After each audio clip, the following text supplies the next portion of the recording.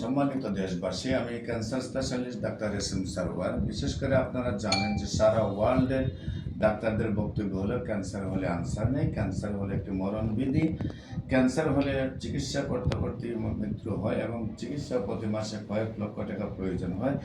Bone marrow transfer বা করতে গেলে বা লিভার ট্রান্সফার করতে গেলে দেখা যায় যে 70 লক্ষ, 80 লক্ষ, 1 কোটি, 2 কোটি টাকা পর্যন্ত খরচ হয়ে যায়। একদিকে হলো অর্থনৈতিকভাবে ফ্যামিলিটা পঙ্গু হয়ে যায়, অন্যদিকে রোগীটাও মারা যায়।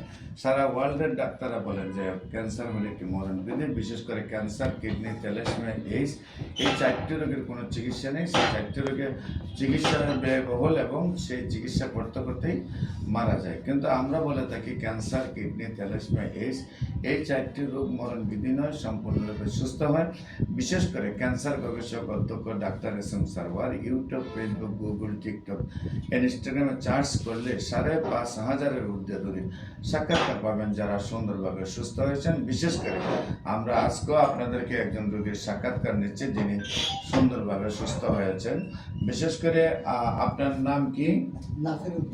নাসির উদ্দিন। আপনার পিতার নাম কি? ইব্রাহিম আলী। আপনার মাতার নাম কি? নূরজাহান। রূপজান। আপনার গ্রাম? ভিডিওটা স্কিপ করুন, ওইটা উনি অসুস্থ ছিলেন বলে আগে বলে স্যার। আচ্ছা, এটা সবাই সবাই